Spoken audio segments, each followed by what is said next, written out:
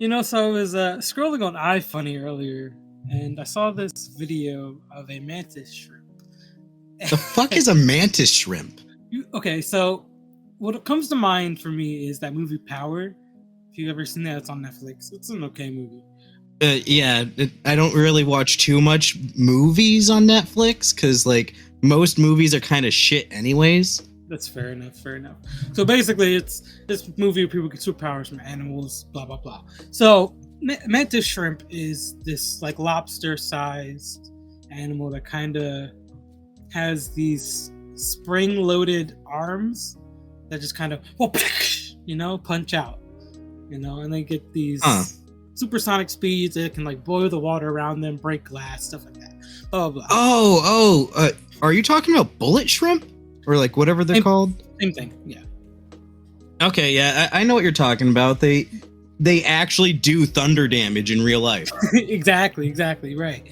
So, you can have one of those as a pet, apparently. So I started doing this research, as we're known to do, animal lovers. Wait, is it like a D&D pet or like a real life pet? Like a real life pet. How do you keep that in a tank? Doesn't it break the glass? Apparently, from what I read, they are fairly easy to take care of. Though they can maybe crack the glass or shatter the glass. But I think you could take precautions against that. I mean, that's like if you were like a slave trader and you're like, oh, I'm going to use a glass cage to keep this opera singer in place.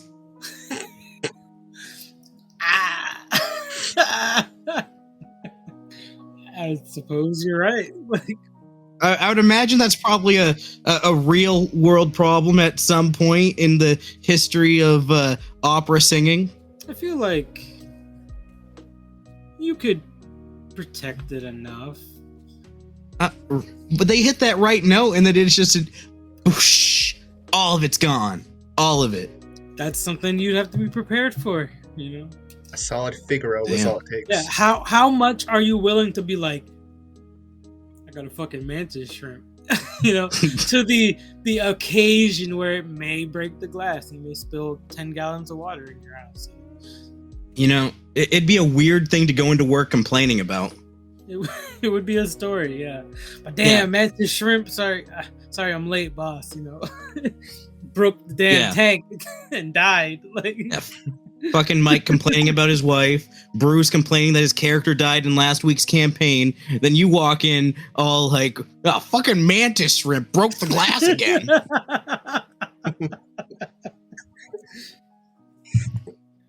I think it'd be pretty cool.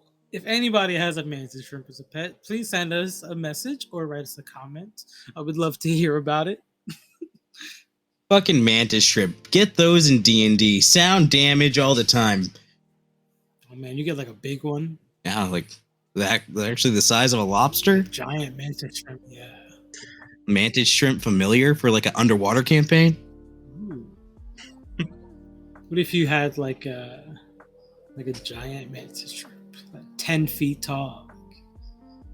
Like, isn't that just basically like the lobster fucker from One Punch Man? Yeah, basically. How funny would that be? If that guy could do the mantis shrimp thing, he would have been a legitimate threat. Oh, absolutely. But hey, let's just start the show.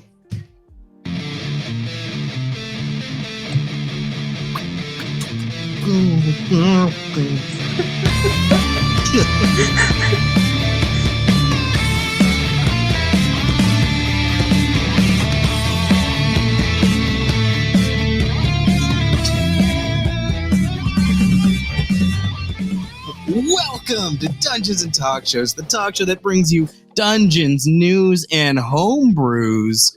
I am your host, Orion. I'm your host, Sam, and you forgot to say monsters. Feeling real appreciated right now, man. We got monsters up in here? Holy shit. You gotta stock them in the dungeon, bro.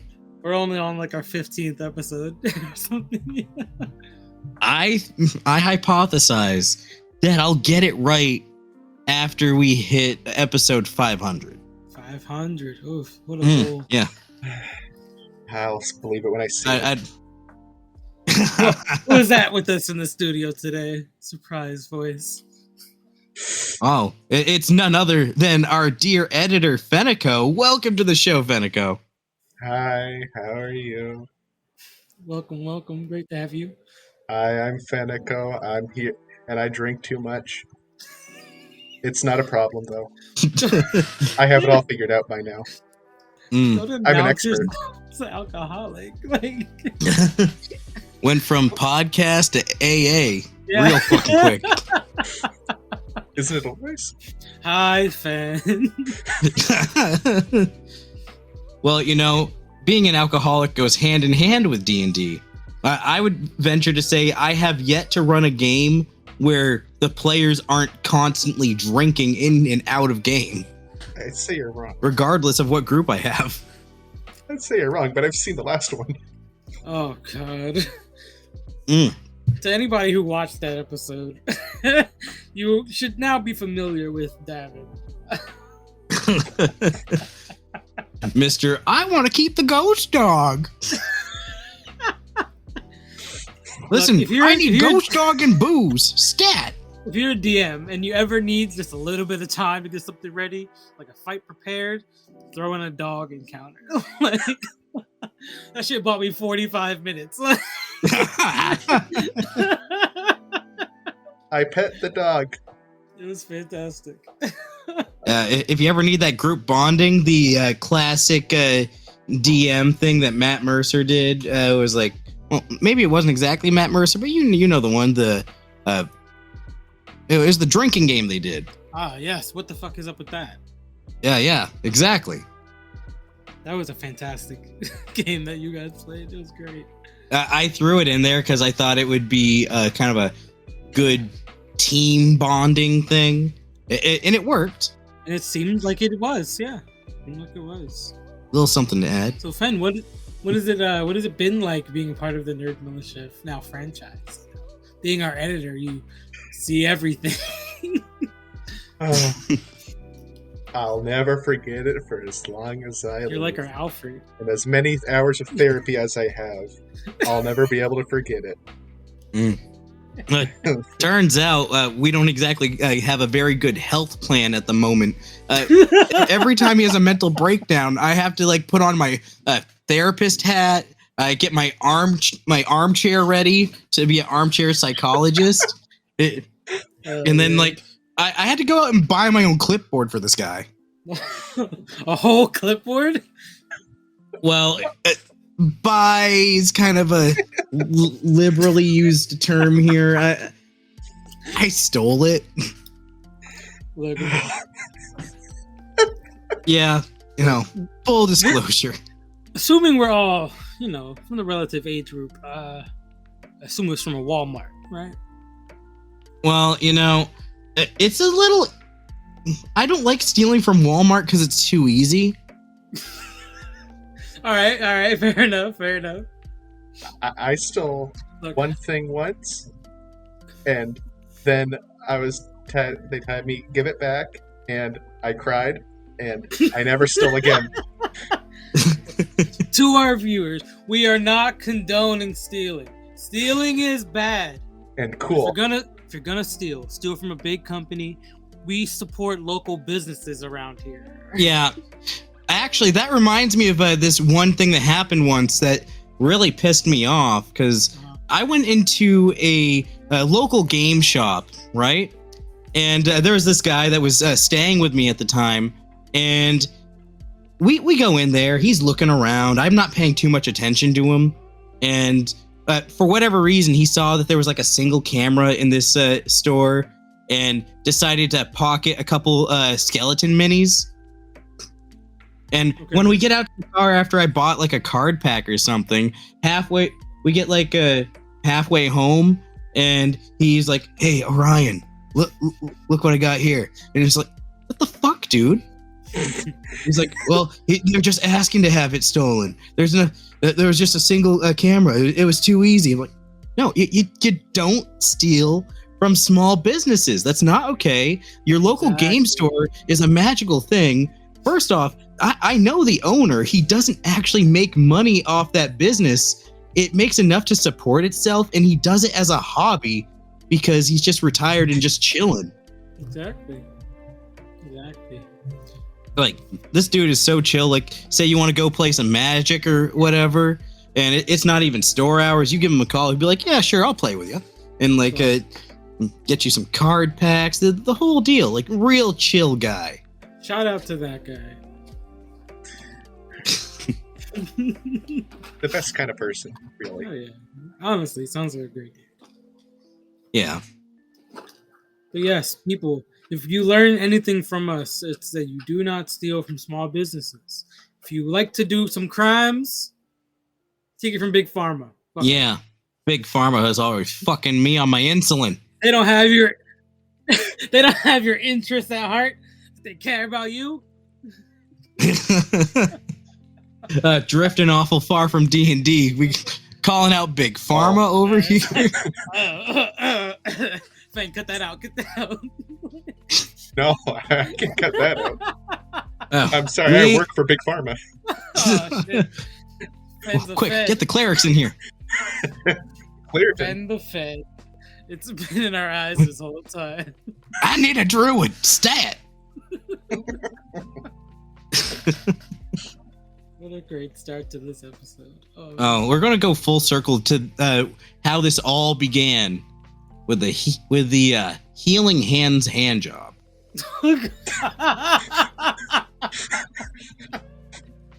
What a callback! What a callback. To our veteran listeners, call out what episode that's from. Oh, that's a cough. Oh, jeez. So we have any news for this week, alright? Well, I can't help but be distracted by, like, I see the guy in the background right there doing his thing. Like, he's been like as still as a picture this entire time. He's like, what guy? I was just looking at Fxnneco's camera. He's like, I have no idea what you're talking about. There's no guy. Well, I distracted you long enough for me to pull up my notes here. Got him. Damn. Got him. So, If only we had a soundboard. Got him. Oh, someone's got to make that for sure. I'm on it. So, in D&D news this week, we need a clip for that too. But What? D&D news? oh yeah, Oh yeah. How do we do this? it'd be worth it. I'm telling you. But right now, the D&D movie is doing amazing on Rotten Tomatoes. Like, they got a critic score of 90%. That's like, hey, 9 out of 10. That's pretty fucking good. Like, usually critics are complete trash at being able to rate something and be consistent with the audience score. Cause, like, you know, they're usually like, there's some palms greased up in there, and they're lacking integrity. Yeah, I've heard But I think with a lot of the journalism stuff being cleaned up by companies falling apart, the industry for reviews and stuff is really starting to come together. Yeah, I've heard it's been doing pretty well. And we're going to compare that 90% critic score to the 93 audience score. Now that's pretty damn close, I would say. Yeah. What's the box office income looking like? Let's see. I think it was doing about as good as, like, the first week it was beating out John Wick. Get wrecked, John Wick. Yeah, the second week everything kind of fell off a cliff. Yeah, they're doing about on par with a couple of the other movies that are out right now, but it had a good burst, just not long-running momentum. You know what I mean? Right. As things usually do. Well, we're a niche community on the whole, so you get the mainstream hype a little bit, but after that, the hype dies off. And what do you really expect now that the Mario movie is out? Like, So hold on, sorry, I don't mean to cut you off, but it is looking like overseas the D&D movie debuted to 33 million, representing 83% of the international marketplace, for a global bout of 71.5 million. Yeah, I forget which movie that's comparable to, but like, what was it? What two? Something two. I was reading it earlier, and like I didn't note it, so my bad, guys. I'm sorry. I'll never forgive you for as long as I live. And in other news this week, though, the half race controversy has got all the people talking. Still, every YouTuber and their mother is posting about the half race words of Jeremy Crawford. But honestly, I don't think it's as bad as everyone's making it out to be, because now this might be going out on a limb here. I think Jeremy Crawford is like me. He's retarded and doesn't know how to word good. I don't know if we can say that. I'll support it. I'll waitlist you. Just this once. That out. Listen, Sam, that's our word. You don't get to use our word, but if you're good with me, I'll give you a pass. Like I just don't know if the streaming platforms support that. Well, I'm just saying, like, he has like a lot of people, there's a habit of putting your foot in your mouth and not knowing how to word properly. And as a man that sucks at wording things, I totally relate. I get it. Sometimes you're like, hey, listen, I don't like this thing, and and then doesn't elaborate. I do understand. Yeah, totally relatable. But I'd say that I feel like there's a better way they could have handled things with the whole half race situation. Oh God. Like, you're being so stupid. It is. It just is. Like, people are like, oh, well, the half language, fractional and derogatory. Like, dude, I got so many mixed race friends. I'm mixed to a degree, and everyone that I've talked to about it, they're all just like, who asked? Literally, who asked? It's just like, oh, wow. To fix the racism here, you're going to erase the representation of half-raced individuals. Wow. Thanks. A plus job there. You know what? I'm just going to, like, they did leave it open that you could go back and use older material. So there's still half elves and half orcs, but you have to go back for it. It's not like openly available in the base handbook that a lot of people are. When new people come into D&D, they'll get like their handbook and be like, okay, what do we got for options here? And they're not going to get all the options. Exactly. Well, all the basic options that we know is basic. I agree. Yeah. I think they could have done it better in revamping the custom lineage. Mm-hmm. Are you familiar with Tasha's Cauldron of Everything, the book that really brought custom lineage to the forefront? I think vaguely. I have no idea about any of this. I'm just along for the ride. Just smile and nod. Good enough. Well, basically the idea of the custom lineage is you can move some points around where you want, and you pick two races as your your heritage, essentially. Mm-hmm. And you're kind of mixing it more for flavor, and they do have a thing for that's similar for moving forward with the 1D&D playtests, but I used it in the case of one of Davin's characters where he wanted to play a goblin tiefling. Mm-hmm.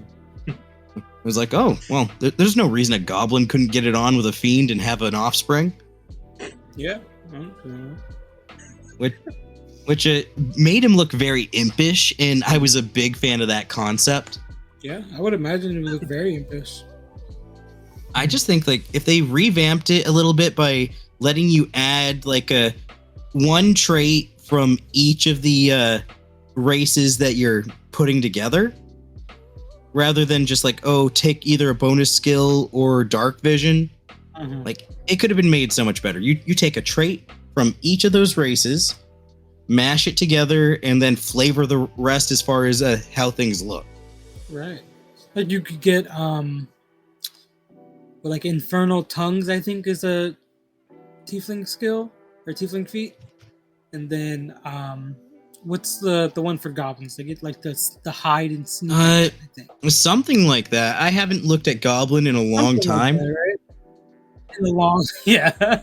But that would be cool to have, to kind of represent those dual natures.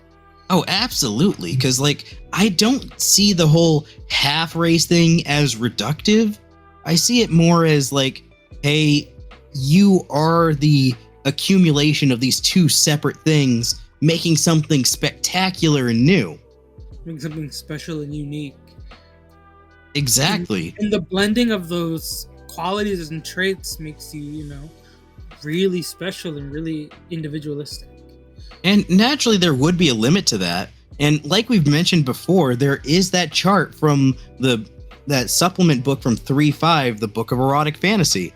I posted it in the Discord a few times where like you look at the chart. Okay, let's see. Orcs can mate with celestials. Oh, that's cool. Orcs can get with fiends. Neat. Orcs do not mix with halflings. Good to know. It's very interesting about, where you bring up orcs specifically. If I remember right, orcs and humans, the babies end up being stronger than normal orcs. That's almost like a Saiyan in a certain way, because like, oh, hey, they get that extra adrenaline. Like, think about like the physiology of that. Like, if like say orcs don't have an adrenal gland, like they use a different hormone entirely that achieves the same effect. Yeah. Then the whatever that ability is that half orcs get that full orcs don't, where they're able to like get back up after everything. That's basically like an adrenaline shot from their human heritage. You know what I mean? And then if that's the case, and orcs look down on half orcs a lot. And despite the combined qualities that have improved this species, have made them greater. And I mean, I have to say they're superior, but to give them these unique traits and qualities. If you were to mix like an orc and a celestial, that baby would be amazing. I was always a fan of how let's see, what is it? The celestial player race. It's on the tip of my tongue. It's what is it? Yeah, give me something to work with. Like, it's a player race. It's a celestial, but like Aasimar. Aasimar, that's the one. Let's go. In the Unexpectables podcast, the DM throws in Aasimar all over the place, but because Aasimar are like the equal and opposite of tieflings in her setting, it's like, okay, they have a celestial parent and a mortal parent, so it's basically like demigods in a way, like, but not quite to the same degree. Right. And as a result, like one of the main NPCs was it something Bronzefang or whatever. It's just this big celestial looking orc. So he's got like these bronze fangs, and like he's like an orc but more beautiful and like refined, and it's just like, dude, that's cool. I love that. And I think that's why Groomsh is valued so highly in orc culture. The mix of an orc and like a demon. Ooh, so that's basically like orc tiefling. That's badass. Exactly, yeah. Like, we're by not using a chart like this, and lineages, we're really holding things back. Like, I'm sure other systems have gotten it right, but sometimes it's just like you want to play 5e and you got a bunch of players. It's like the cool thing about 5e is like it's super easy to homebrew and make shit work. You can just drag shit in from other systems and you're good to go. And that's kind of one of the things that we love about it. And, to our DM listeners, we really hope you do like this idea and plan to implement these cross heritages and cross feats into your games. I feel like it adds. I am going to put a link to that table in the description because it's just so useful for the sake of character creation. Like, if you want to mix a couple things, that's a great reference. Players, do you have any character ideas, or you want to mix a few races? Talk to your DM, see if you can come up with something cool and unique. Yeah, like Goblin Tiefling is just, it gives you just this little imp-looking character, and it's just so fun. Like something cool would be like a Dragonborn orc. Like, they can't. I don't think they can breed, right? Yeah, they can't. Like, there are limits. If your DM wanted to be that kind of flexible, I would say your heritage would be science experiment. Yeah, I can see that. I think I actually have. This happened like just tonight. I was talking to someone who they were being a DM for I think it was a like Boy Scout kind of thing, and they were they wanted to introduce it to a bunch of the campers, and he was being the DM, and he had a druid character that he made, and it was apparently not just a druid, it was a were-squirrel. That's badass, and I love it. I didn't even know that you could have a were-squirrel, and then he just says that. It's just... That's very interesting. And it became his persona, but It's funny that you mentioned personas, because that's topical for tonight, Sam. What a transition. We do love Fen as our editor, but we did bring you on today to kind of as a furry perspective to the Rakshasa. Oh no! Well, he is at a fur con right now. Oh yeah. What is it? Live from what's the name of this con? Furcation Land. Beautiful. Live from Furcation Land. Not to be confused with Furcation, which is another one entirely. Oh, wow! Really competitive naming up in there. If we have any furry listeners, if you're going to Furcation Land, hit up Fen. I know we have furry listeners. Besides Fen, who has to obligatory listen to the episode while editing. I get to edit my own voice. How to get a Gary listener. Yeah. Man. While many a D&D group would be cringe with a furry, we welcome our furry brethren. We do. I've dabbled into the furry community, and I do find it pretty interesting. There is a wild range of people. They're so good at dancing. Are they? I have not witnessed this. You have not lived till you've seen a furry rave. Oh boy. You really haven't. I love it. That's great.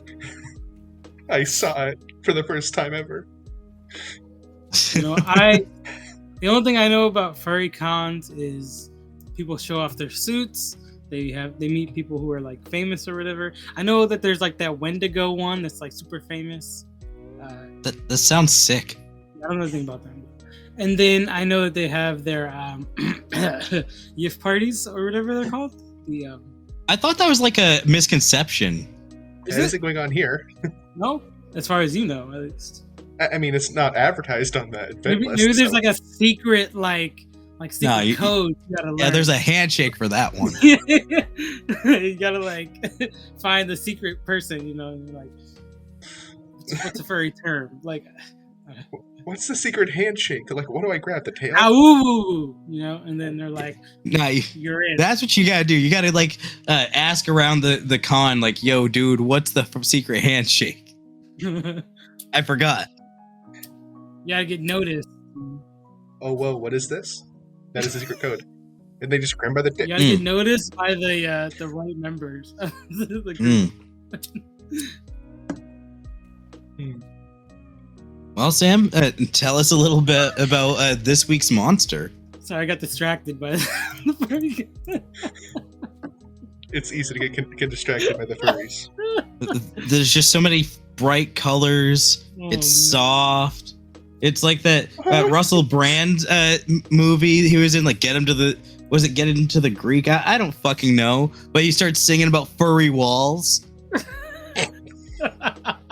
Furry walls, don't get me down. Furry walls, please stick around. Shout out to Get Him to the Greek. So, this unless I'm is wrong, on Rakshasas. So, Rakshasa were a dignified race of duplicitous outsiders that mostly dwelt on the material plane. For people who are not versed in D&D, that is the plane that we live on. The normal earthly plane, animals, people, plants, whatever. They were revealed as devious sorcerers, political puppeteers, and thought to be an embodiment of evil. I have a quote from a Rakshasa mage named Ashatra. It's such a Khajiit name. It is, right? And they are essentially Khajiit. I mean... Oh, no. With the two left hands. Yeah. So, the quote says, "I can see your nightmares and present them to your eyes. I can also show you your heart's deepest desires. Rip out your throat with my claws. And you think to toy with me." That's badass. It is kind of badass, right? And something I didn't know, these do appear in Hindu mythology. Seriously? That's cool. Yeah, Rakshasa are a race of usually malevolent beings, prominently found in Hindu mythology. They reside on Earth but possess supernatural powers, which they usually use for evil acts such as disrupting Vedic sacrifices or eating humans. So Vedic sacrifice, from what I could understand, is a ritual in service to one of their many deities. From what I understand, they like to they'll go into the material plane and garner power. Mm-hmm. Like they'll transform themselves, pose as a political figure, maybe a mayor or a baron, and then they gain power for, I forget what the purpose of it was. I think it was just the status. Yeah, it's very important in their society to do so. Right. And then they also got the like you said, the just innate magic spell casting shit. Oh, absolutely. So, additionally, they were considered to be a type of demon or goblin. Rakshasas had the power to change their shape at will and appear as animals, as monsters, or in the case of the female demons, as beautiful women. They were most powerful in the evening, particularly during the peak or the dark period of the new moon, but they are dispelled by the rising sun. The rising sun? The rising sun. Boy, it's Minecraft. That's just that's some straight vampire troll type shit. I was not expecting that. Yeah, it's very interesting. I mean, this is in Hindu mythology, so I don't know about the Forgotten Realms, but yeah, that sounds like something that might get left out. Yeah, so I mean, they believe that these creatures were, just malicious and also benevolent, which is interesting. So getting into the description here, according to the Forgotten Realms, the true form of a Rakshasa was almost never seen due to their ability to assume almost any humanoid figure. But their lavish taste ensured they were almost always wearing the finest garments and most of precious jewelry. Their true forms were most commonly humanoid with the heads of tigers and luxurious fur to match their attire. Although it was not unusual for them to possess the heads and features of carnivorous apes, crocodiles, or mantises, with high-ranking Rakshasas being rumored to have multiple heads. Dude, that's wild. That's pretty interesting. I wonder if they could have one head as a tiger, one is a crocodile. That'd be fun. Dude, that's just you can combine Rakshasa with like a were Cerberus.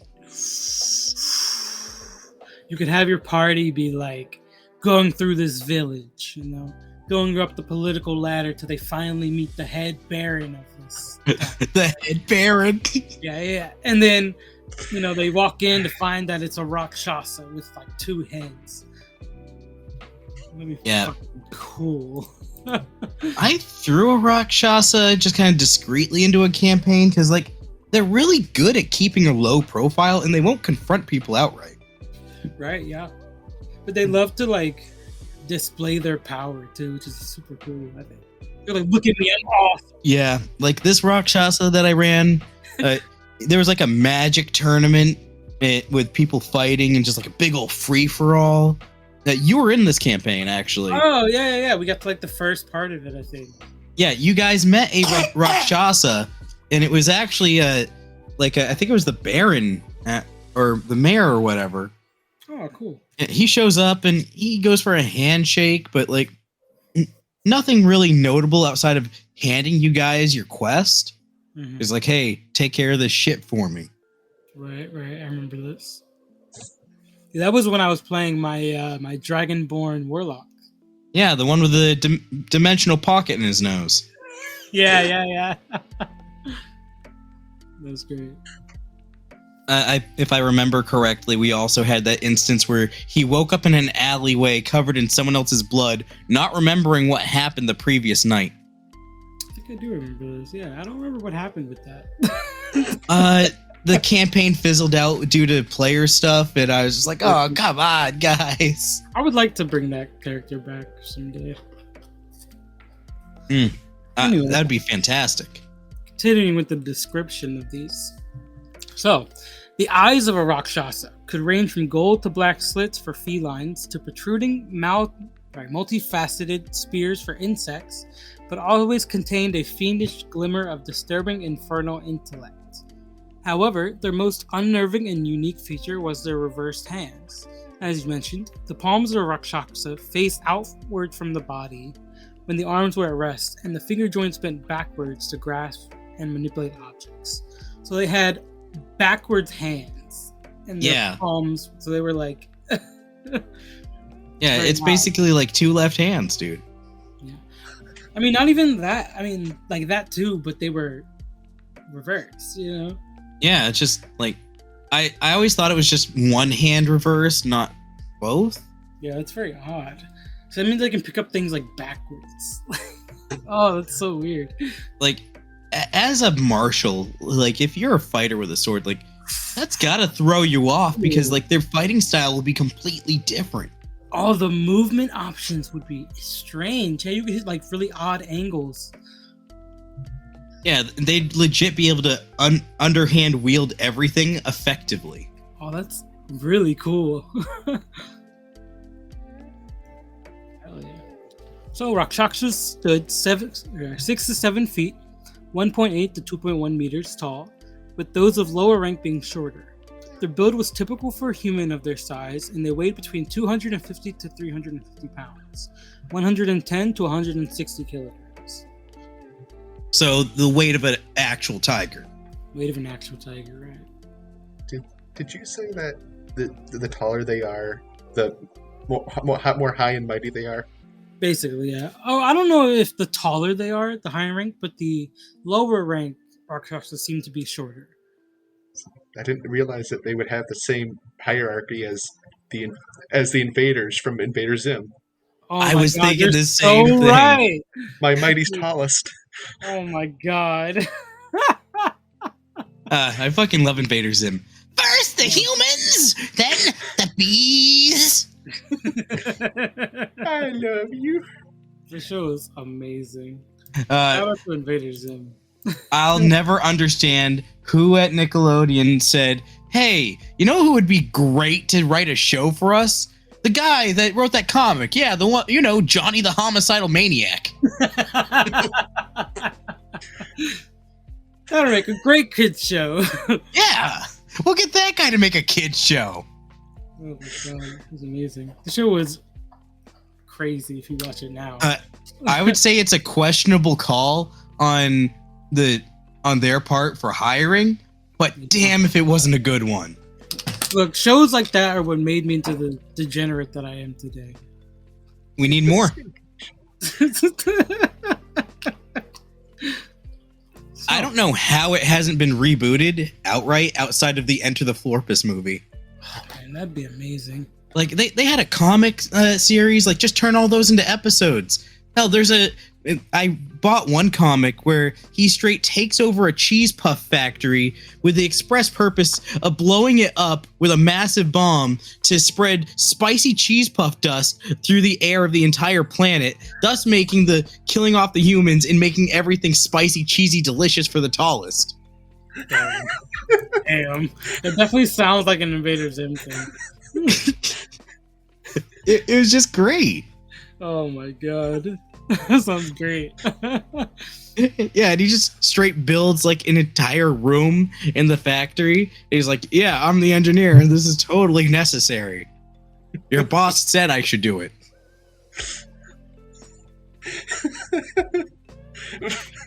That's so funny. He's got a clipboard. He must be onto something. So let's moving back onto our tallest felines.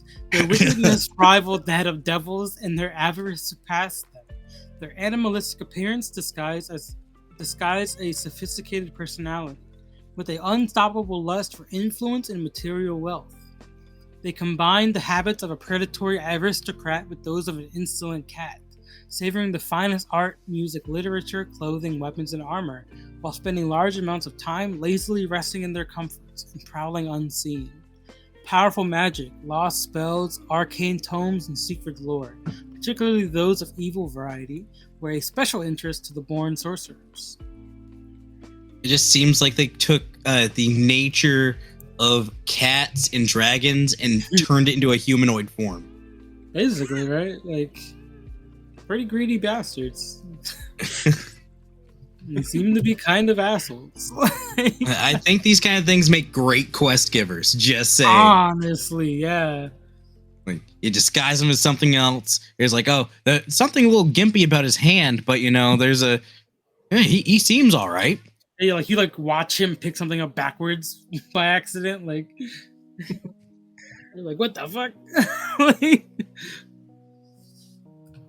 I can't put my finger on it, but something doesn't seem right. I'm just wondering now,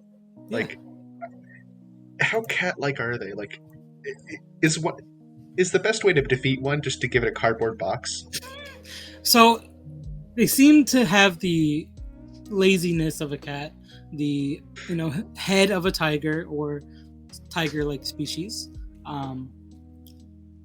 They seem to like stuff. So I assume that's kind of the extent of their. Have you ever seen that 90s show Tailspin? I don't think so. Well, in Tailspin, they take a bunch of Jungle Book characters and other junk, and they make them anthropomorphic. So there's just straight. They got this humanoid form, and they turned Shere Khan, the tiger in the Jungle Book, into just this straight vicious businessman. Big corpo type. What the heck? He loves the finest of things. He's greedy as fuck. He's running black market deals, and he's got everyone under his fucking thumb. So they turned him into a Rakshasa. Yeah, he's a Rakshasa with his hands on right. Oh my god, that sounds just like a Rakshasa. I mean, if any of you have never seen Tailspin, I highly recommend it. It's a 90s show that's got, like I said, a bunch of Jungle Book characters. What fucking Baloo is a pilot and one of the best pilots out there. What the hell? Yeah, it's all like airplanes all the time. That's crazy. Yeah. Zootopia 2 looking pretty crazy right now. So true. Dude, it's great. I think they had some crossover with the DuckTales. Oh, hell yeah. Something I hope Zootopia and DuckTales doesn't have is slaves were also collected as a form of art for the Rakshasa. Wow, it's almost like I set things up with you better make sure your slaves can't sing the right notes to bust out. Because it sounds like opera singing slaves would be right on point for a fucking Rakshasa. Oh my god, probably, right? Like, Jesus. Slaves were also expected to indulge every whim of their cruel master. This served to bolster the already overinflated ego of the Rakshasa, a haughtiness they displayed to all who knew their true identity. A haughtiness. I'm almost imagining like maybe they run like a pit fight arena. It's like, please, my finest gladiators, get out there and fuck shit up. Yeah, right. Like, I won't bloody my hands, but I could kill all of you without a thought. That'd be you all wouldn't be worth the effort. A Rakshasa sounds like great big bad material. They're like, oh, please. Yeah, bring me like a magic item. I only need one of you for my collection. The rest can die. Yeah, like your party is like hired by Rakshasa to find like a magic item. You bring it back, and he's like, thank you. As a payment, I will also take whoever recovered the item. Or maybe like there's plot significance or backstory shit for it. Yeah. Oh, like, hey, the person who's said their character was a noble in the background, yoink. Oh, yeah. They're going to hold you ransom now. Yeah, fuck you, average player who's puts prince or princess in their backstory. Now it's coming to bite you. Yeah, you want to be held for ransom? Be a prince now. Oh, man, I love it. So Rakshasas also used their transformative abilities to appear as nobles, cardinals, merchant princes, crime lords, and other beings rich in power. They used their natural charisma to form vast arrays of minions.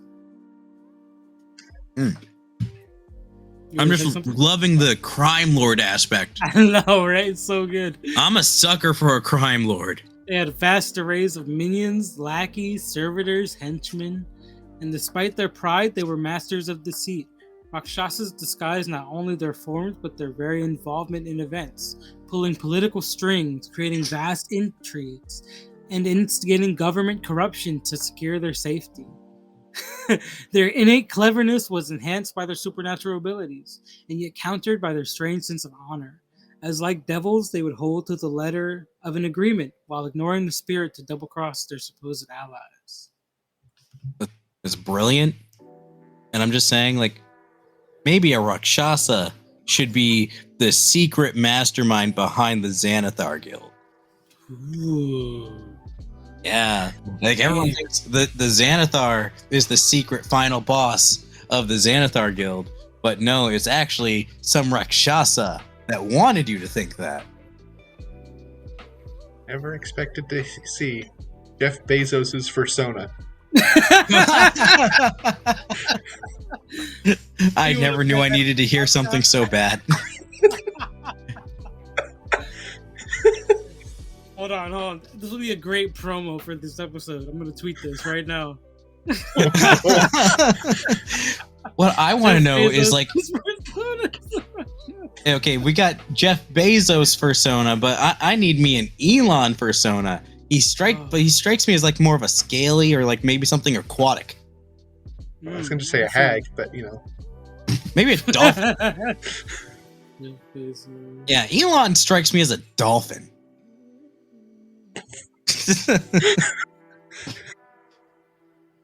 Just walks up to the front of the class. Elon Musk, what's your persona? I was like, I bring to you Dolphin Man. That doesn't have any fur. Dolphin Man. It has some hairs. It counts, okay? It's a mammal. He's eccentric and rich. He gets to make Dolphin Man. 3D print I'm eccentric Dolphin Man. without the rich, which just makes me crazy.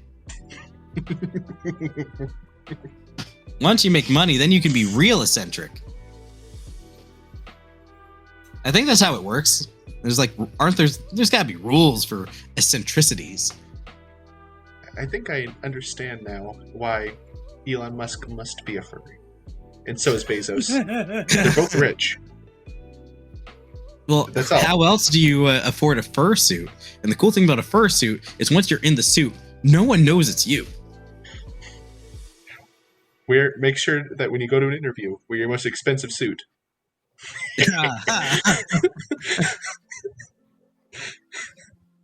It seems like it'd be a lot of fun, honestly, as long as you have a good cooling system in one of those things. Like, people get paid to do that kind of shit. The tweet has been posted. All right. So, moving on to the ecology and lore. So, their ecology is fancy shit. Honestly. So, I got a quote from Rakshasa saying, "Slay me once, shame on you. Slay me twice, shame on me." So, even when not in one of their myriad of alternate forms, Rakshasas were not as they first appeared. Rakshasas were in truth immortal, fiendish spirits that bound themselves to the material plane with the guise of flesh, so intrinsically deceptive that their very essence could be used in potions of delusion. Despite their immortality, death was excruciatingly painful for Rakshasas, as it meant wandering the lower planes as an incorporeal being, waiting in the unending agony for their bodies to reform. Ooh. Now that's usable. Like if the party defeats a Rakshasa early, just in time for late game. Yeah, what comes back, the vengeance. Well, you know, the real campaign was the enemies we made along the way. Absolutely. But I also think it's really cool. Rakshasas suffered from no loss of memory, power, or vitality from death.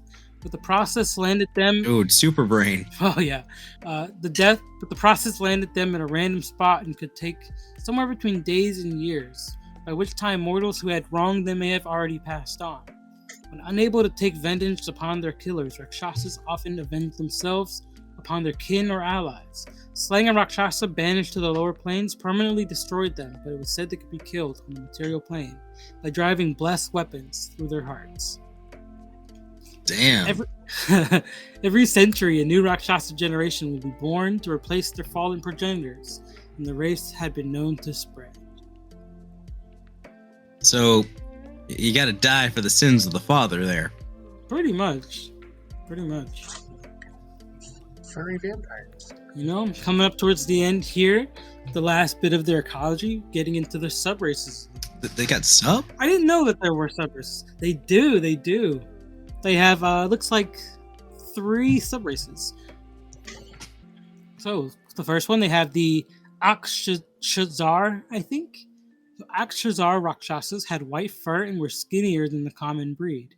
They were unusually powerful spellcasters and specialized in necromantic magic, often occupying graveyards or old battlefields while using the powers to their greatest potential. When working on one of their dark schemes, they often let their undead do the physical work while they stayed behind the scenes themselves. So they collect corpses. These ones collect corpses. Seems like Only the fanciest of corpses. The highest class of warriors from my corpse garden. You've definitely proven yourself on the mission, which is fantastic. Only the finest warriors could have done so. It's a shame that I have to kill you for my collection. I'm sorry, what? It writes itself. It really does. It writes itself. Getting into the second subrace, we have the Naztharun. The Naztharun Rakshasas had black fur and an elf-like build. They look kind of like panthers. That sounds panther-like. Yeah, they have few magical powers, but compensated by being dangerous rogues, specializing in assassination. They lacked most of the Rakshasas' need to be the leader of any organization that they were a part of, often working for other Rakshasas. Ooh. So we got the real Khajiits here. So if you could had like a board of directors for Rakshasa. A high council. Yeah, something that would make Jeff Bezos proud. Oh man. The Congress of Rakshasa. Yeah, I secretly believe that Rakshasa run Amazon. I'm looking at this picture of this roguish Rakshasa, and it's holding its daggers backwards, like towards its elbows. It looks so weird. It works, though. I can imagine an assassin having the ability to rotate their wrists like that could do magnificent things. Maybe. You get like come up behind somebody, you get like just stab them in the neck. A little bit more finesse, like more control there. Yeah. So getting into the final subrace, you have the plain touched. So they're tieflings descended from Rakshasas, and cat eyes and potentially fur, scales, or leathery skin. For whatever reason, Deva Asimars that lost their way and became truly wicked risked being reborn as Rakshasas in their next lives. So it's fantastic that you brought up Asimars and tieflings. What a connection! It writes itself. Yeah, I guess so. All that reincarnation, proper breeding. You got yourself a Rakshasa. Mikasa Rakshasa. Here we go. You have a player race born of a tiefling, or born of an Asimar that like died and lost their way, being reborn as a Rakshasa player. So that'd be an Assiling? I'm just an Assiling all over the place.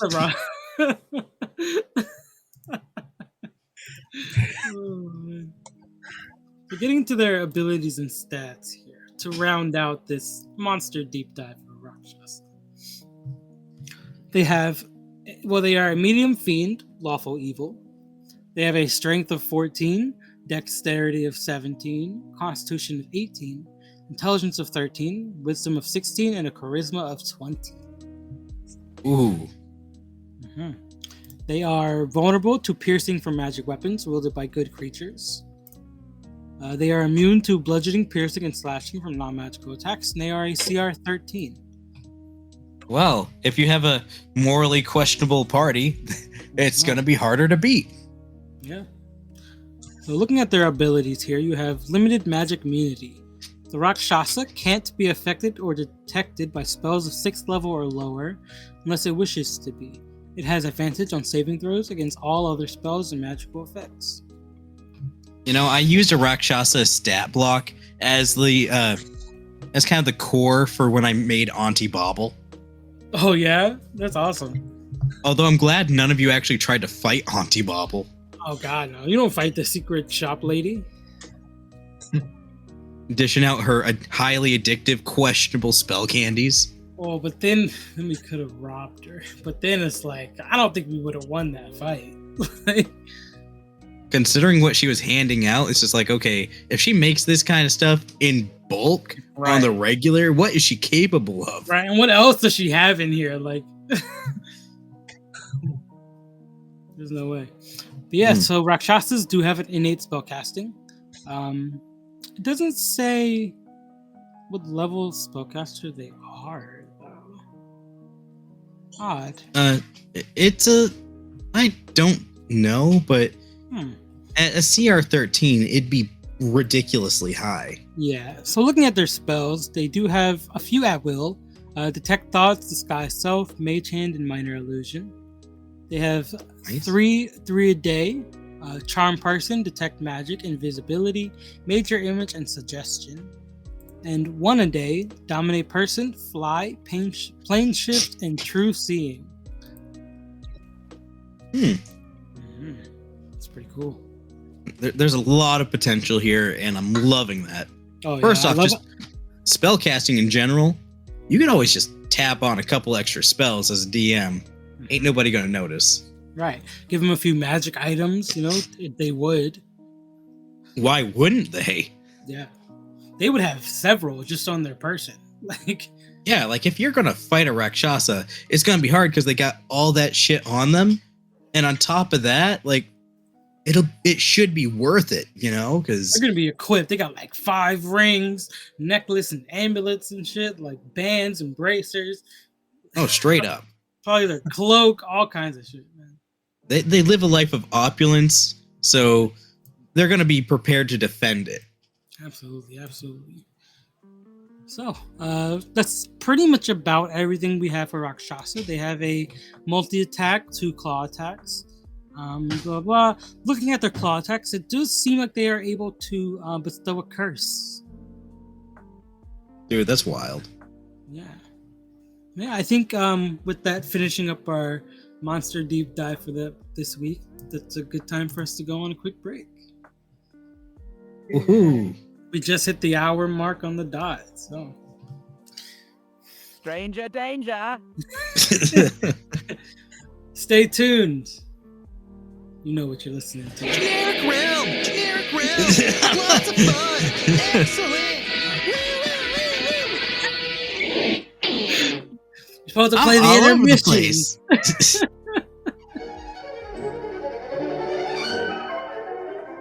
Ahoy there! Yes, you! The one wearing the limited edition, nerdy franchise-related shirt. Do you like meeting in taverns with names like the Leaky Wench and the Wounded Willie?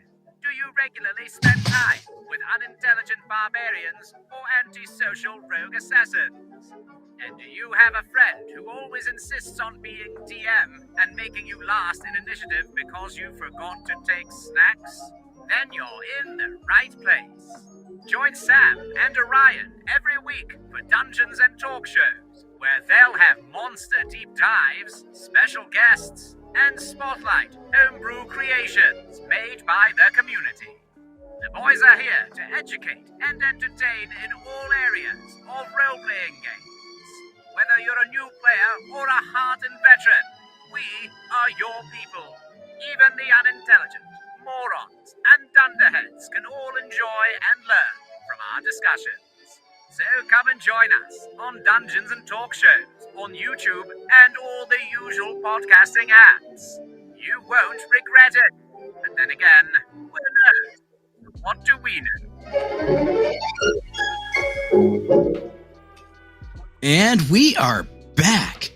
Welcome back. Hope you guys enjoyed that short little break. I mean, it definitely seems to work well for our guests. Like we've had good feedback on that. So, oh, that sounded crisp. What are you drinking there? I got a Diet Moxie. I like the Moxie, and I have to drink the Diet Moxie because I'm diabetic. But most people don't even know what a Moxie is. I went to Job Corps. I remember people trying to get me to drink Moxie.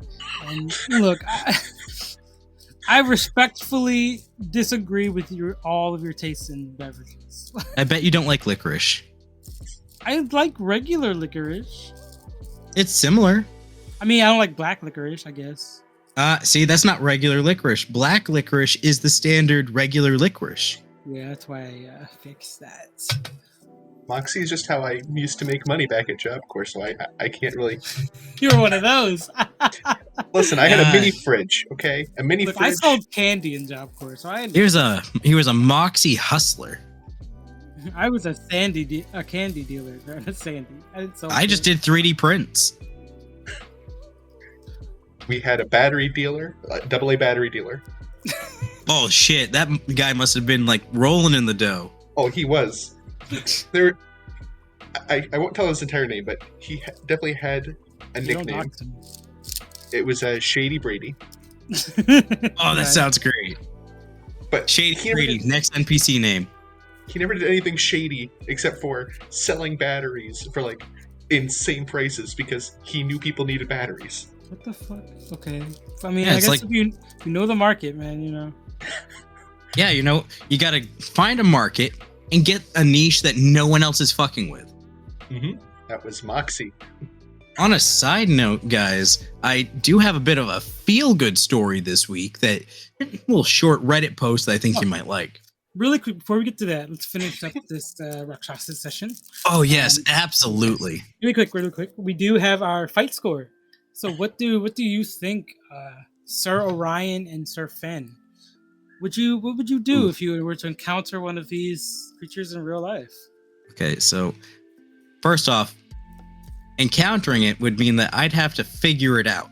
Yes, there's no fighting it without figuring it out. There'd have to you'd have to find out somehow, and it's unlikely that it would just reveal itself. So let's create a scenario here. Say you get a new job. You've been working there for a few weeks. Your boss is a kind of a strange guy, but he seems all right.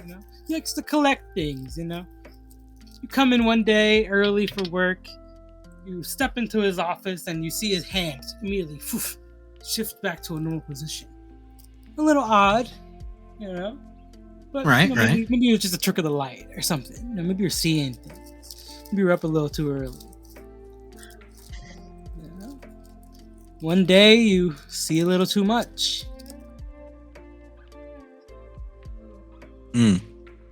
I would say that for me, I like to think that I'm generally perceptive when it comes to people.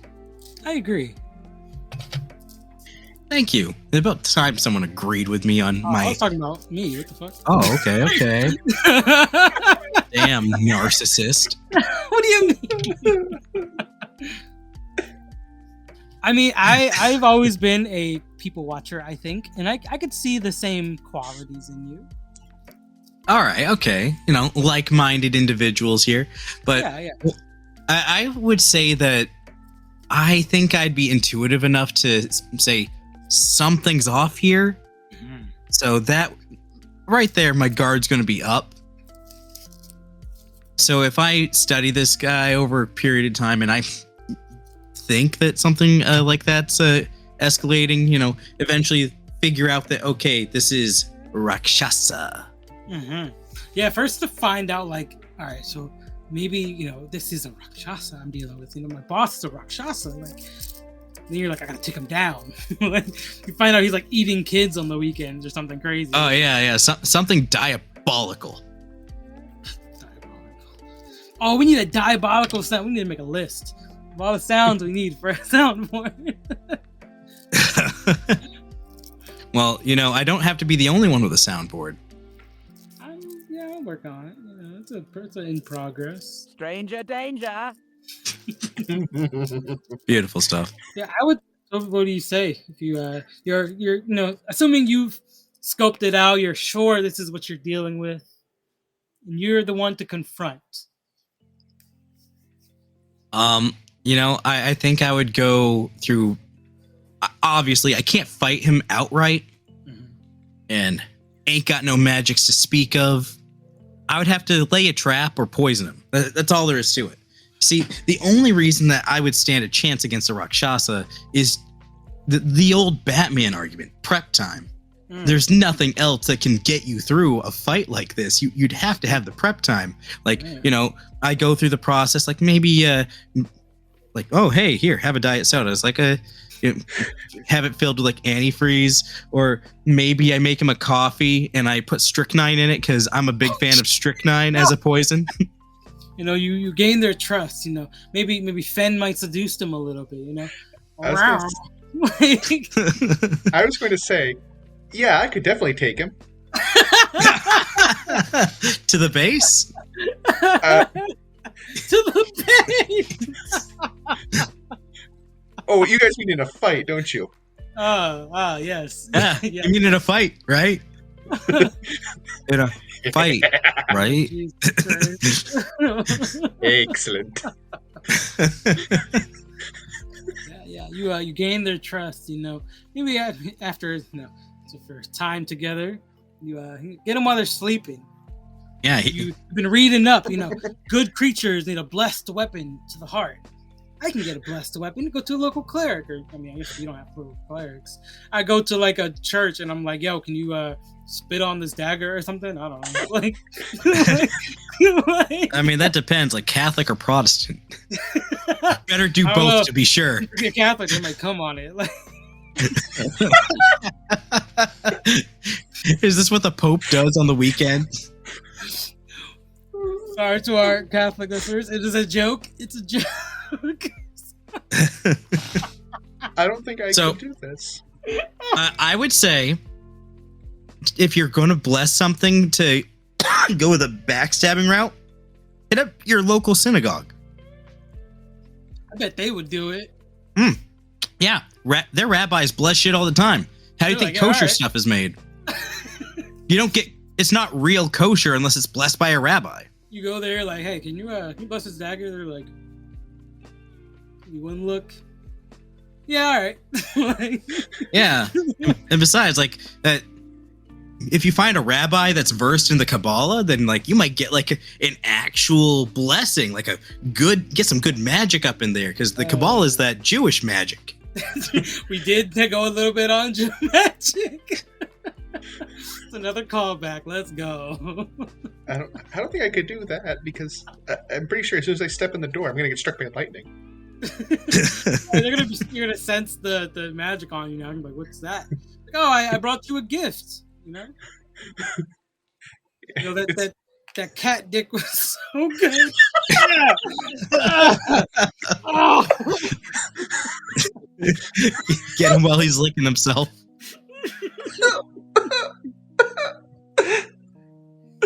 You pull out the laser pointer. Shine it at a plain glass window. Oh Jesus!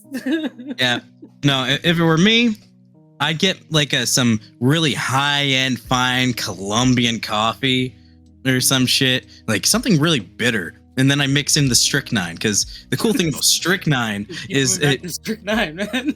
Yes, it's my favorite poison. It's been a while since I looked up its effects, but I'm pretty sure like it causes your lungs to seize up so that you stop breathing outright and you suffocate to death. Okay. It's really a terrible way to die, but it's known for being bitter. All right, fair enough. So, what's the one that's slipping my coffee? Sweet? Huh? What's the one that smells really sweet? You're thinking of antifreeze. Oh, am I? Oh. Yeah, I know antifreeze is known for being sweet. Interesting. Known for being sweet.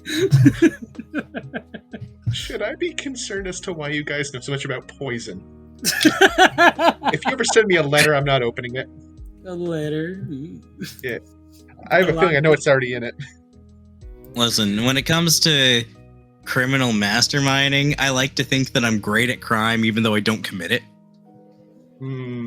Like a mega mind. Yeah. It's like, you ever just sit around all day thinking, if I was to rob a bank, how would I do it? Absolutely. Well, you boys will know that it was me the moment someone brings up that some motherfucker shut off the sprinkler system and walked in with a flamethrower. Yeah, that's a real dilemma. If the sprinkler system's off, it demonstrates by shooting some flames all over the place without lighting anything yet. Just to scare some people a little bit. Just a little bit of flames. Yeah, just a little bit of flames. And once they realize, oh shit, the sprinklers didn't go off. Yeah, I shut those off before I came in. Now you guys got yourself a major issue. If I burn this place down, I don't really care if I live or die here. You're going to have a real problem, because if the fire department shows up, they can't come in because it's a hostage situation. The cops can't come in because it's a building on fire. Hello, is this the FBI? Yeah, this is the guy. Right here, officer. That's the guy. But don't worry, it wouldn't come to that, because I'd already set up an explosion on the other side of town. Something massive to demand the attention of the cops and the fire department. I need to call Homeland Security now, too. One of our listeners is furiously taking notes. Oh, shit. What a great idea. So you're saying I shouldn't go about... Nope, shutting up now. I am not going to talk about how to deal with schools. Oh, no. It's too soon. Anyway, moving on to our homebrews. No, Sam. Oh, I think we need a palate cleanser after that one. Yes, please. Now, this here is a bit of a feel-good story that I found today, and I really wanted to just share it. It's titled, Not Just a Game. Due to complicated schedules, my party hadn't played in 4 weeks. Usually we get together once a week. 3 weeks ago, my boyfriend broke up with me, and I fell into a deep depression. I went to work and came home and immediately went to bed for weeks. My house fell into disarray, and I had no motivation to do anything. Last Thursday, our dungeon master hit me up in the group message, setting a game for the following evening. Everyone was on board, and they asked if we could play at my house again. I didn't want to let my party down, so I agreed. For the first time in weeks, I lit a nice-smelling candle, cleaned the bathrooms and common areas, and set out some drinks and snacks. Then, that night, we faced an intense dungeon battle with 2 flaming spheres and some other minions. One of our favorite characters was on the brink of permadeath. Oh no. And it seemed all was lost. But I made a radical move, and with a natural 20, I saved his life. Someone in the party brought a bottle of wine, and we toasted to our victory as everyone cheered my character on and patted me on the back. Before I knew it, I was smiling and laughing. When everyone left, I was alone in my clean space, and I started to cry. But I wasn't crying in pain. I was crying because for the first time in weeks, I felt something.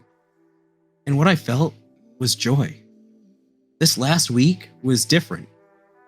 I cleaned my bedroom, cooked for myself, and even made it to the gym one evening. I feel alive again. So, all that to say, don't stop playing and hold your parties dear. It's not just a game, it's a community, connection, and victory. We're playing again tonight, and I can't wait. Damn. That's a beautiful story, man. I'm crying because of the story, not because I just died for a little bit, but like you couldn't hear, so you can't prove anything. It's a terrible day to rain inside. Terrible day for rain, man. I think that is a beautiful story to really drive home the point that we try to talk about here, that the community and the friends you build along the way really can be a beautiful part of this game. And to some people, it's not just a game. Yeah. That's one of the reasons that back when we first started our initial group with the Nerd Militia, like, we weren't doing projects. It was just a D&D group. We'd get a few people together, and a lot of us were dealing with depression and stuff on our own, you know? Yeah. And the group was a way for us to kind of cope with those things, have fun, and just get an outlet for a little bit of adventuringness and creativity that we normally just didn't get in our day-to-day lives. You know, this is to any of our listeners who do struggle with depression. For me, at least, finding the Nerd Militia and the Dungeons and Talkshows podcast and all of the groups that we've had now has really been a good point in my life. And if anybody is looking for that same sense of community, you are welcome in our Discord. Oh, absolutely. We want to build a beautiful group where everyone feels at home, to be yourself, to be unapologetically you. As nerdy as you want to be, as dorky as you want to be, as furry as you want to be. That's it right there. Oh, yeah. And I'm just happy that things are working out as well as they are, because things are growing, and I'd like to see that keep going, you know? Yeah, we've gotten some fantastic new members over the few weeks, and things have been going pretty well. I think the major thing is, like, when you build something and you do something for yourself and you create something that gives you accomplishment, that really does help with depression, you know? Like, sometimes it just takes something tangible to see. And as weird as it can sound, like, the story you weave with your friends in a game, sometimes that's just enough. Yeah. To give you know that the sense of maybe there's more to your life than what's on the surface. You know, the true amazement of imagination and just playing a game with some of your friends. Yeah, sometimes it's just that the tangibility of something put together, something made.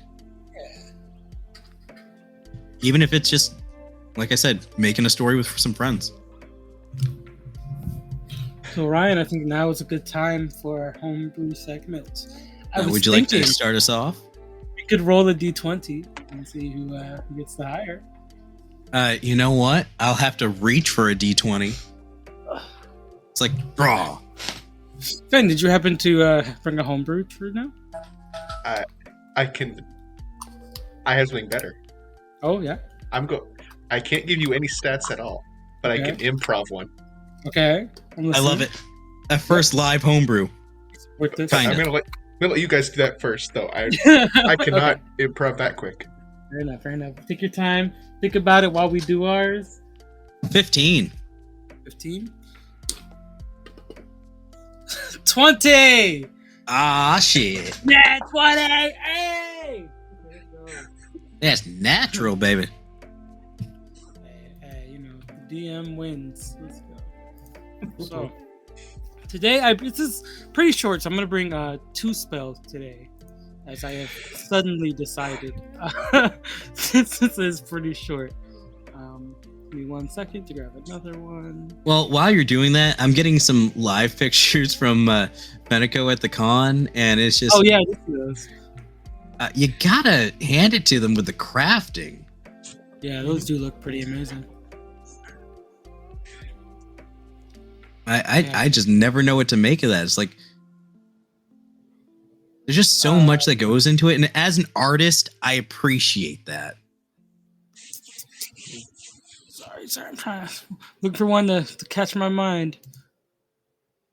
Although most of my artisanship and cosplay experience just comes down to foam swords. Ooh, okay. Yeah, I once made one for a pyramid head cosplay. Oh, that sounds pretty awesome. Okay, yeah, so...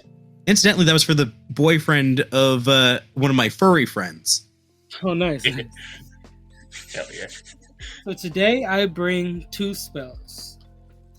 First, Drago Bolt. This sounds metal.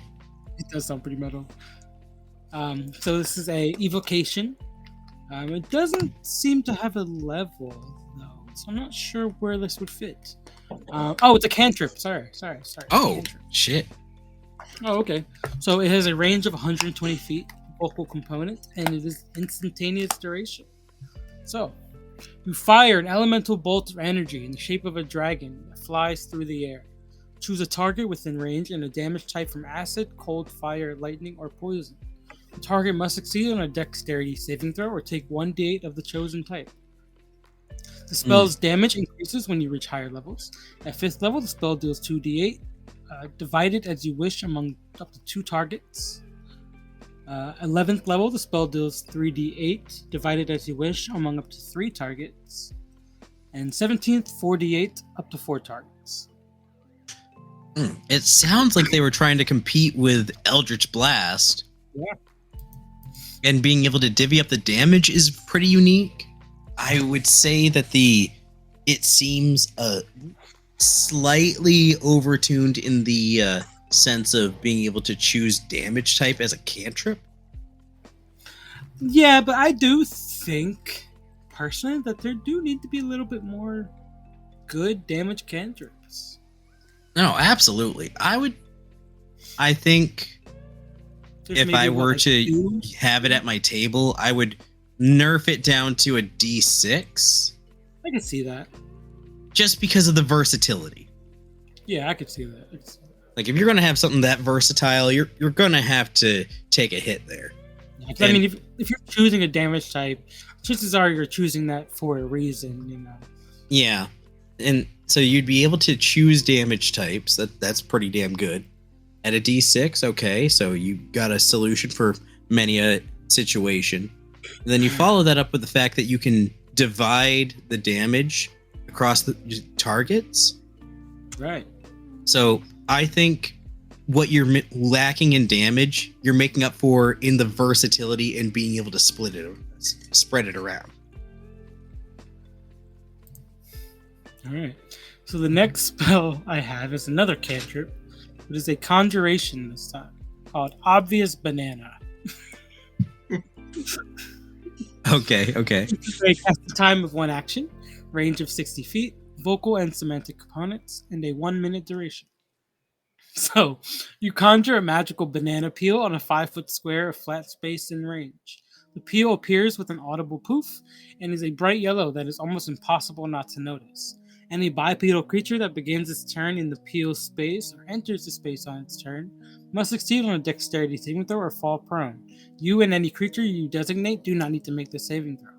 Once any creature attempts the saving throw, regardless of outcome, the spell ends. If you cast a spell again before it ends, a previous banana peel poofs out of existence. That's pretty good. That's literally it. That's pretty funny, I think. I almost want to say that if I was doing that, I'd want to make it a reaction instead. Reaction, really? Oh yeah, you just freely spend your reaction. Oh, like, boom, banana. I wouldn't see you being able to kind of plop this under somebody's foot. You'd have to plant it and then have them walk into that space, I think. I don't know. This is some Mario Kart shit. Yeah, pretty much. Yeah, like if you're being chased, you throw it behind you. Yeah, but it's so audible, you know? Yeah, but I mean, if you're being chased through like an alley or a hallway or something, you gotta go through it or over it or something. You know what? It makes sense. It's got some potential. Yeah. Okay, you know what? Split the difference and call it a bonus action. I could see the bonus action. Yeah, that way you can pair it up with something else. Like, because I mean, if you use a movement ability or somebody like in our party, we have a lot of people who can move the enemies around. Put that behind them, push them into it, slip, they fall prone. Yeah. Although, what I'm getting at is like, if you're going to be tricky, this is some Scooby-Doo magic shit. Scooby-Doo shit. Yeah. I would modify it to a bonus action so that you can use your action for more setup. Yeah, because I could see what's it called, the Trickster domain having this and it being amazing. Oh, absolutely. Like, and as a cantrip, you can pair it with other spells. Yeah. So if it was a bonus act, like minor illusion. Yeah, exactly. You'd be able to be like, boom, cantrip, or first level spell, cantrip, or object interaction, banana. right. Like, using an action to summon a banana, too much, in my opinion. I see, like, what if you're finding something big, right? Cast a banana, cast enlarge. Then you got big banana. Cast enlarge on banana. Here's a banana for scale. A Tarrasque shows up. Enlarge banana. Oh no, he could never have seen banana. I got this, guys. Don't worry, I'll hold them back. Go, banana. Banana, I choose you. Oh, But those are my homebrews for today. Hope you guys liked them. banana.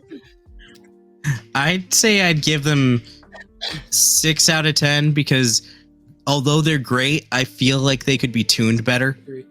These do come from the D&D Wiki homebrew page. No specific makers. That explains the tuning. So these are, obviously subject to a little tuning of your own. The ideas are always fun, I think. You got to appreciate that. I do appreciate that. All right. So I present to you guys my father's sword. Oh. Yeah. Well, we've all seen it before. The classic character that's like, oh, hey, my father's dead and I must carry on their legacy and I have his sword, the family sword. You always get one of those in the party. It's like, oh yeah, it's a staple. Passed down by generations. Yeah. So this is a martial weapon, and now you might imagine that you'd have to work things out with your player that you're giving this to. So this is a very you got to work with them on. So they might have it early, like even if they have it on early on, it's like, oh, they're not going to discover the abilities till as they go into it, you know? And like learn as you go. Or at least that's how I would run it. Yeah, I could agree with that. Because, you know, it's the father sword. And it has the appearance of it's got kind of like a broken sword look to it. Maybe every few levels, you get like another part of the abilities. Well, initially at its base, it's basically a broken longsword, which amounts to a short sword in terms of damage and how it specs out. Right. With a +1 to attack and damage, so a +1 sword. Okay, not really breaking the bank too much on a +1 sword early, but like, it's still can be a lot. That's It requires attunement, but what really sets this apart is well, I'll start with some of the description here. Over ages upon ages, the tale remains the same. The faces and situations can shift, but the core of the story remains unchanged. A father's last duty lays incomplete and unrealized. It is handed down to the successor to complete. This is the call of destiny and future laid bare. The user gains a +1 to attack and damage rolls made with this weapon. The item's got 4 charges, regaining 1d4 expended charges at every dawn. Now, the first ability is his footsteps. As a bonus action, you can expend a charge, and the blade extends into it's like a spectral extension of the blade, making it a magical longsword. nice. Pretty cool. So it's like, it's almost like broken half sword to like, boom, Jedi bullshit. It's a sword. When activated, the spectral form does not alter the base item from short sword for weapon proficiency.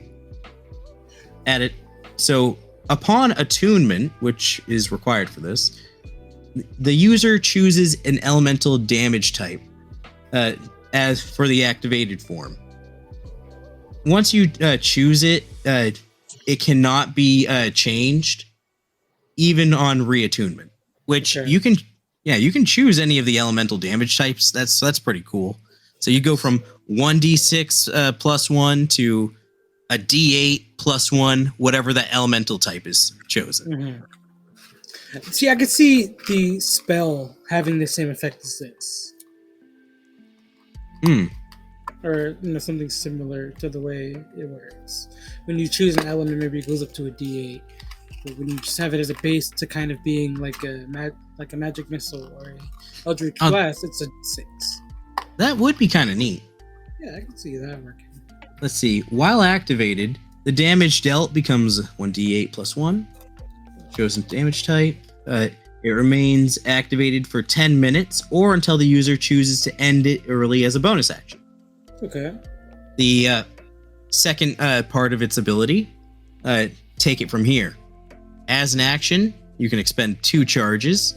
The wielder can summon the spiritual weapon spell. That's a strange wording, but okay. So you can cast... For 2 charges, you cast Spirit Weapon at 2nd level. Mm-hmm. Nice. And the spell is considered to basically be to visually match the completed version of the sword. Mm-hmm. It doesn't require concentration, but if the sword leaves the user's hand, it will vanish. Right. So you basically get like second weapon. Yeah. So, I guess I would flavor-wise, it's like almost as if you're fighting alongside the deceased father here. Oh yeah, like the spectral image of the father. Holy shit! Like yeah. an Avatar flashback to. Oh yeah, that's cool. Yeah, like if it were me, I as a DM, the father shows up. Mm-hmm. It like doesn't talk, but it's like just an ethereal fatherly form holding the completed version of the sword. So you still have the original, and the spirit weapon shows up alongside you. So cool. And this is by Dungeon Scribe, which you can find them on Patreon. I personally really like this. Lots of flavor. It seems relatively balanced for, I'd say very balanced for a just a regular rare attunement sword. It's Nice. mostly for plot and RP, so I'd say if you got a player that's kind of going down that route. Oh my god, you could even have a situation where you have a player who is a noble or a prince who was handed this sword. Your party meets a Rakshasa who gives them a quest. Rakshasa sees this sword. He wants it, right? So now the party goes and gets this item for the Rakshasa. They come back. He's like, thank you for this. You know, I also noticed you got something else kind of pretty over there. Give it to me, you know? And then you got this whole conflict. Yeah, I would think that if you're having a player that has this kind of story going on and you don't want to give them that +1 right off, I would say like maybe they got the sword, it's useful, discuss it with them ahead of time. As soon as a certain requirement or an event is triggered, they have a moment and like they unlock the +1 features of it. So while you're fighting the Rakshasa, like goes to grab it out of your hands. Yeah, like you have a awakening moment. Like, oh yeah. Like, well, it does say it requires attunement, so maybe have special attunement requirements. Yeah. And then once you meet the attunement requirements, then you get the +1 and the abilities. Right. I like that a lot. That's pretty cool. Yeah. Yeah, I think I'd give it a 9 out of 10. RP coming, like so much RP just coming from a weapon. Well, really, the weapon comes from the RP, I would say. I mean, yeah, maybe it could work either way around, I suppose. I will admit that I was one of those guys that wanted to do a father's sword type character. Oh yeah, you should know. I've attempted it before. Every campaign that I've done it in has fizzled. God, unfortunate. I hate campaigns that fizzle. You know, if we have any listeners that would love to play in a game or, run one themselves, join the server. Absolutely. We got one guy that's trying to run a Gundam campaign. My brother wants to run Power Rangers Las Vegas. Nice. But looking at our time here, I think that does about conclude this episode. Oh, wait. Don't forget. We got Fxnneco. I thought Finn didn't have one. No, he was making one up. Oh, shit, you're right. I'm sorry, I forgot. It's okay. I'll forgive you just this once. All right, thanks. So he'll edit it so you sound like a bad person. Oh, no. Good. I deserve it. I have bunny ears. Oh, yeah. Anyway. My mouth is giving me bunny ears. Sorry, go ahead. Okay, so it's definitely not balanced, but by any means. And I don't know any numbers that would actually make it fair or Oh, here, balanced. this is fun. You tell us what it is, and we'll do the numbers for you. Okay, and the last bit, I've done my best to try and make it not overpowered. And I swear, if this already exists, I'm going to eat my own fur tail. Okay. Is it a weapon, a spell? It's a magical item. Oh, okay, nice. Okay. Okay, so I had a name for it. I'm basically just calling it the sketchbook. Okay. The way the sketchbook works is it once belonged to this great artist who was well known for making like the most realistic sketches or works of all time, to the point that people would say, you could literally almost walk into the painting. Okay. you get, I don't know how you give the sketchbook or anything, but player gets it, and anything that they touch and then draw into the book, they can pull from the book, and it becomes real in their hand. It teleports from wherever it was into their hand. Okay, I like that. That's an interesting conjuration type situation where it's kind like, of okay, a storage item. So it's kind of like a bag of holding in a sense like that. Like you can basically catalog an item.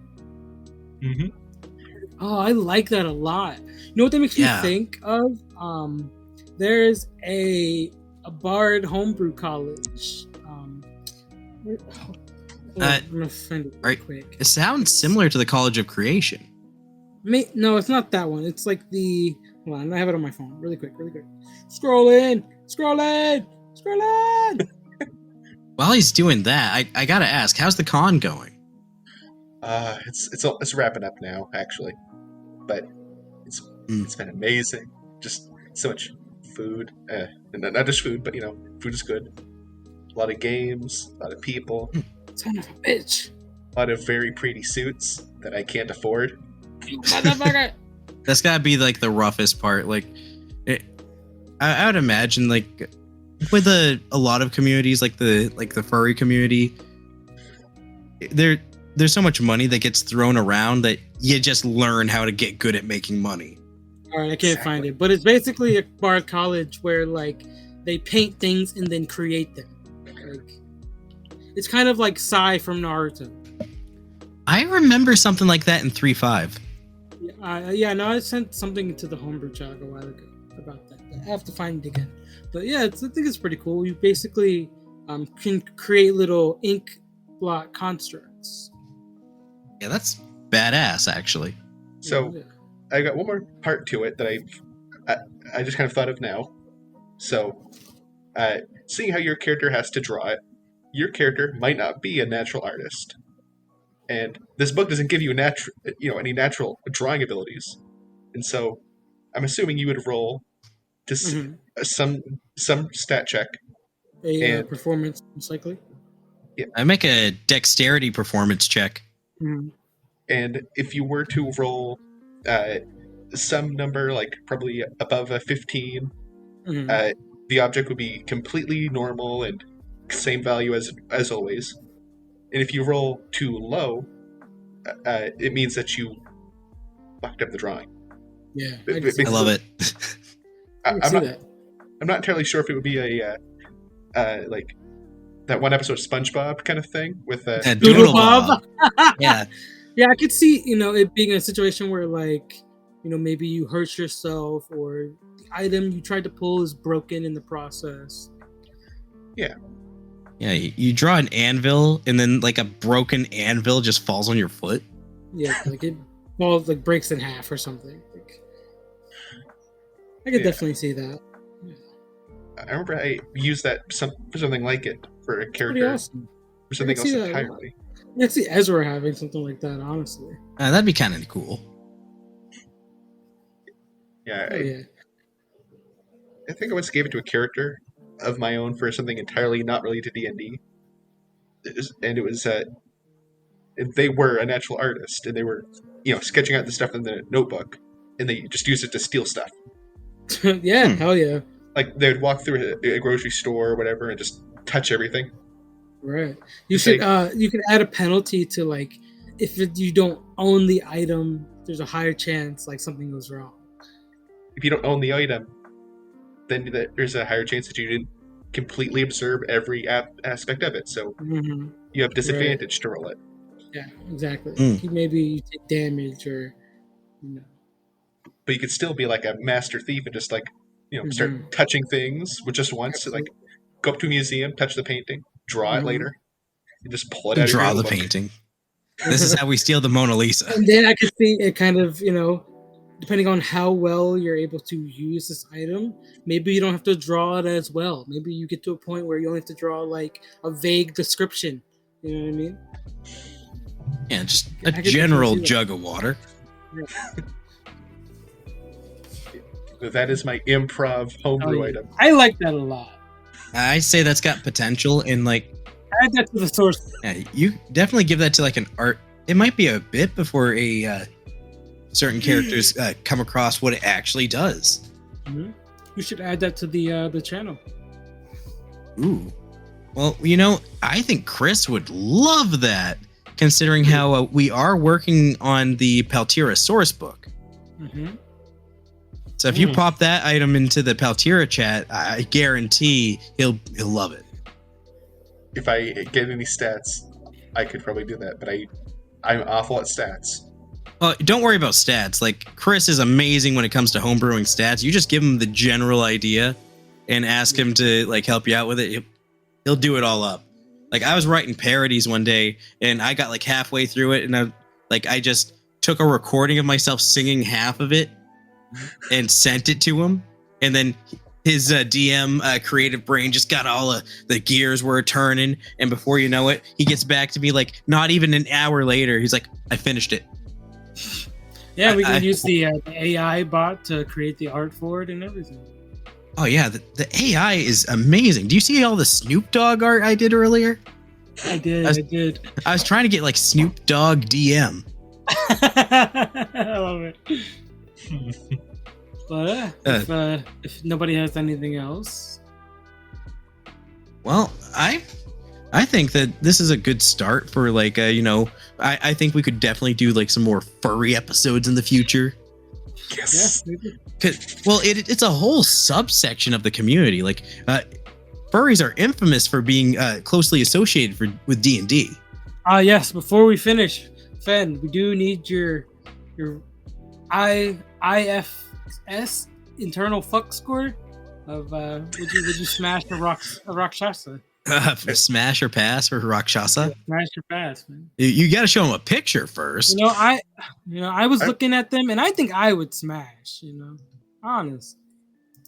Are there even female Rakshasa? Like I mean, yes. I guess they could be anything, I suppose. Yeah, the transformation, and they're going to try to seduce you if they're doing that kind of thing. Like, so you have something they want? Yeah, I can definitely see it. Yeah, like if I became the object of Rakshasa desire, okay, yeah, then they're gonna want to make themselves look pretty good. So I smash. Oh yeah. And I mean, they are beautiful, and they are very wealthy, and they're very dressed very well. So I mean, they could probably talk you up. Well, that nat 20. I mean, they got the 20 in deception Charisma. and persuasion. So they might give me an offer I can't refuse. Quite and literally they can't. Yeah, and they probably smell nice. They do probably smell nice. Okay, so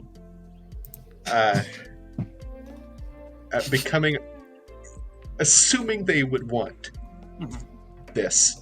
Right. Everything you've heard today about these creatures. I would probably... Maybe your virginity is what's valuable here. Oh, thanks. But yeah, I could definitely see one becoming a sugar daddy. All right, let's go. We got the confirmation from the furry community. That finishes up the episode, guys. Speaks on behalf of an entire community. Hell yeah. Now that we have the backing of the entire furry community. Well, yeah, big cat sugar daddies. I mean, they do like slaves. So I mean, Oh. get yourself a Rakshasa sugar daddy slave master. Thanks for listening to this episode of Dungeons and Talk Shows. Woohoo! I am Sam. That's Orion and our editor, Fxnneco. Woo! Enjoy your weekend, guys. Have a good 420. What? It's upon us already? It is. Next Thursday, I believe. Or, yeah, Thursday. Dude, that's wild. It sneaks up on you every year. And let's stop it there. Thanks for listening to Dungeons and Talk Shows, brought to you by the Nerd Militia. Check us out on Patreon or Discord if you want to support us. And if you want to get more Nerd Militia content, you can follow us on Twitter, Reddit, Facebook, and YouTube. Or really any of the usual podcasting platforms. But as always, we're nerds, so what do we know?